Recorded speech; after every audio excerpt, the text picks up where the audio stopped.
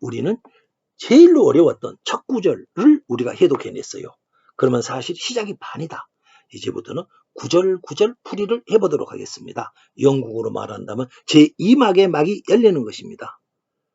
초용은 그때 밤늦도록 집에 가지도 못하고 월성에서 두창투치 일에 매달리고 있었습니다. 그때 그에게 왕이 말을 했어요. 시로 딱 노래로 말을 했죠. 깊은 밤 월성에 들어와 너는 남의 장례만 치르고 돌아다니면 되는가? 이 문장은 흥광왕의 말을 액면 그대로 옮겨놓고 있습니다. 왕은 이미 초용의 아내가 천연두에 걸려 있다 이 사실을 알고 있었던 것으로 보입니다. 그래서 초용에게 집에 가보라고 명령한 것입니다. 가서 아내를 간호하라고 보냈을까요? 아니었습니다. 그것이 아니었던 것입니다. 왕의 말에 불길함을 느꼈어요. 초용이 허둥지둥 집으로 달려갑니다. 초용은 눈앞에 아무것도 보이지 않았을 것입니다. 급히 아내를 부르면서 대문을 열고 집으로 뛰어들어갔습니다. 그런데 아내가 보이지 않고 대신 방 안에서 이상한 소리가 들려와요. 문을 와락 열어보았습니다. 문이 잠겨있지 않았어요. 초용의 눈에 띈 안방은 어지러웠습니다. 정말로 잔인하게도 작자는 이 장면에서 정말로 잔인하게도 남녀가 엉켜있는 모습으로 이 장면을 기록하고 있습니다. 이 어지러운 장면을 남녀가 엉켜있다 이러한 기법으로 쓰고 있는 것입니다. 그때 아내는 신음소리를 내면서 몸을 비틀고 있었습니다. 남녀가 엉켜있는 게 아니었습니다. 그런데도 작가는 구태여 이것을 남녀 교접에 남녀가 엉켜있는 모습으로 은유하고 있는 것입니다. 앞에서 설명하였죠. 천연두 정상은 고열과 복통 오한이었습니다. 여러분 주위 사람들이 고열, 복통, 오한으로 신음하고 있을 때 그 모습이 어땠는지 상상해 보십시오. 그게 바로 초용 아내의 모습입니다. 초용과의 작자는 고열과 오한으로 신음소리를 내고 복통으로 몸을 뒤트는 이 천연두 정상을 잔인하게도 남녀의 성향의 모습으로 표현하고 있었습니다. 기가 막힌 이 장면, 초용과는 엉킨 다리가 너는 내시어라 이렇게 묘사하고 있습니다. 얼마나 놀랐을까요? 초용이 드디어 헛것을 봅니다. 방 안에 비밀의 남녀가 있었다. 초용은 그렇게 봅니다. 이 포스터는 KBS 드라마 포스터입니다. 꽝! 초용의 귀에 징소리가 환청처럼 들려왔습니다. 엉킨 다리가 너는 내시어라. 이 장면에서 꽝 하고 징을 치라고 합니다. 바로 보언이라는 뜻입니다. 바로 보언입니다.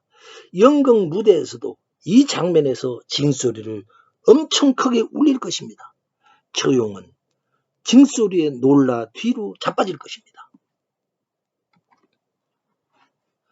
안방의 장면이 정말 잔인하게도 시각적으로 처리되어 있습니다. 두 다리는 나를 받치는 아래였는데 지금 저 두 다리는 누구를 받치는 아래인가? 나는 퇴근도 못하며 너를 위해 밤늦도록 일하고 있었는데 너는 비밀의 사람을 안방으로 끌어들여 있지 않는가? 초용은 외마디 비명을 질렀을 것입니다. 둘은 나를 바치는 아래였고 둘은 누구를 바치는 아래였고 둘은 나를 바치는 아래였고 둘은 누구를 바치는 아래였고 초용은 배신에 떨었을 것입니다. 죽이고 싶도록 노여웠을 것입니다. 초용은 완전히 헛것을 보고 있습니다.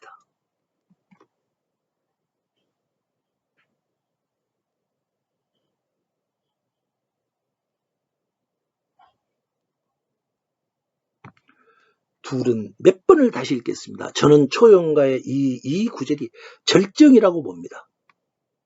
둘은 나를 바치는 아래였고 둘은 누구를 바치는 아래였고 10대나 입에서 입으로 전해다오. 분노에 찬 처용이 하늘에 청하고 있습니다. 아내가 불륜했다는 사실을 두고 10대나 입에서 입으로 전해지도록 해주소서. 처용의 소원이 통했을까요?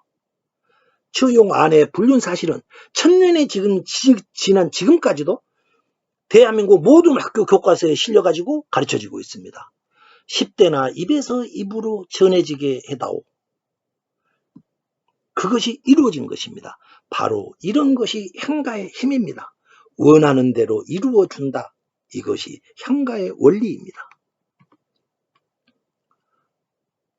이제 비밀의 남녀에 대해 단호한 다스림이 시행되어야 할 시간이 되었습니다.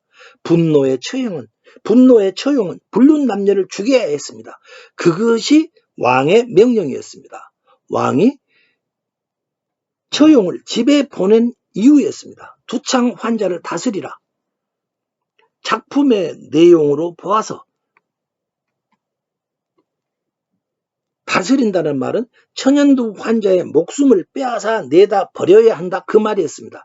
그랬기에 다스리라 했고 두창 환자의 목숨을 빼앗고 내다 버렸기 때문에 시체더미가 토함산같이 쌓여 있었을 것입니다. 왕이 처용을 집에 보낸 것은 아내의 목숨을 빼앗고 내다 버리라는 지엄한 명령이었습니다. 팬데믹 사태 왕은 두창을 제압하기 위해서 이러한 강력한 명령을 시행하고 있었던 것입니다. 이때 반전이 있었습니다. 처용이 왕의 명을 따르지 않겠다고 말하는 것입니다. 처용이 말합니다. 본래 내 아내가 아니고 왕이 내려준 여인이다. 그러니까 나는 가차없이 목숨을 빼앗을 수도 있다. 그래도 어찌 나의 사랑하는 여인이 병에 걸렸다고 해서 죽일 수 있겠는가? 알고 보았더니 작가는 오히려 잔인하지 않았습니다. 그대가 어찌 외간 남자와 불륜했는가? 오히려 이런 표현이 훨씬 더 인도주의적 표현이었습니다. 두창은 불륜보다도 훨씬 더 잔인한 것이었습니다. 처용은 그녀를 지극히 사랑하고 있었던 것입니다. 처용은 사랑을 위해 왕의 명령을 어기기로 했습니다. 명을 어기면 그의 목숨도 위험합니다. 공포가 짓누르던 팬데믹 기간, 처용은 강력한 왕의 명령을 거부하고 사랑에 따르기로 했습니다. 두창의 공포도 왕의 명령도 사랑하는 두 젊은이를 갈라놓지 못했습니다. 두 젊은이의 이 사랑이 나라를 바꾸게 되었습니다. 그 이후 두창에 걸렸다가 해서 사랑하는 사람을 죽여서 내다버리지 않게 되었습니다. 사랑이 이 모든 관습을, 이 모든 관행을, 왕의 명령을 바꾸게 된 것입니다.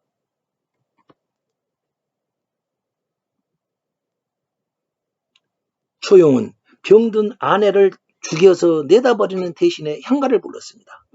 향가를 부르고 춤을 추었습니다. 창가장무 하였답니다. 죽음을 앞둔 연인의 노래와 춤. 처용은 죽음을 각오했을 것입니다. 어떠한 노래와 춤이 이보다 더 슬플까요? 그리고 그가 향가와 춤을 끝냈습니다. 그런데 바로 그때 기적이 일어났습니다. 역신이 굴복한 것입니다. 역신이 사람의 모습으로 나타나더니 처용에게 말했습니다. 아내의 불륜에 노하지 않으니, 즉 죽이지 않으니 그대는 참으로 아름답다. 이렇게 말하였습니다. 그리고 처용의 얼굴을 그려서 문에다 붙여놓는다면 절대 그 집에 들어가지 않겠노라. 너의 사랑에 대한 대가이다. 너의 사랑에 대한 선물이다. 이렇게 말한 것입니다. 두 젊은이의 아름다운 사랑에 대한 두창의 역신, 천연두 역신의 선물이었던 것입니다. 이후 신라 사람들은 사랑의 젊은이 처용의 얼굴을 그려 대문에 붙였답니다. 오늘날까지도 처용의 얼굴은 그려지고 붙여지고 있습니다. 그 처용이 사랑의 화신이었다라는 걸, 사랑이었다라는 것을 아는 사람이 몇이나 될까요? 이전에는 두창 환자는 죽여서 들과 산에 버렸을 것입니다. 그래서 시신이 산처럼 쌓였을 것입니다. 처용과 여인의 사랑이 사랑하는 사람을 죽여서 내다버리는 무정한 풍습을 바꾸어 놓았습니다. 이것이 젊은 연인이 인류 최악의 질병으로 알려진 두창을 제압해낸 이야기입니다. 사랑의 힘은 위대합니다. 처용가는 현대판 사랑가였습니다. 처용가는 사랑하는 사람을 위해 왕의 명에 저항까지 했던 젊은 연인의 사랑 노래였습니다. 사또의 수청 명령을 거부했던 춘향이의 사랑도 처용의 사랑에 뿌리를 두고 있었습니다. 오늘날 강남역에서 펼쳐지는 대한민국 젊은이들의 아름다운 사랑 이야기도 바로 여기로부터 시작될 것입니다. 해독 결과를 비교해 보도록 하겠습니다. 김영회의 처용가 향가 제작법 풀이입니다. 제가 낭송하도록 하겠습니다. 동산 같은 시체더미 밝히는 달아 깊은 밤 월성에 들어와 너는 돌아다니며 장례만 치르는가. 왕께서 집에 들어가라 하사 안방의 아내를 보니 엉킨 달이 너는 내시어라. 둘은 나를 바치는 아래 것이었고 둘은 누구를 바치는 아래 것이었고 본래 나의 아래 것이 아니라 하지 마오은 목숨을 빼앗으라 한들 어찌 이랬소 하며 다스릴 수 있겠는고. 양주동 박사님의 풀이입니다.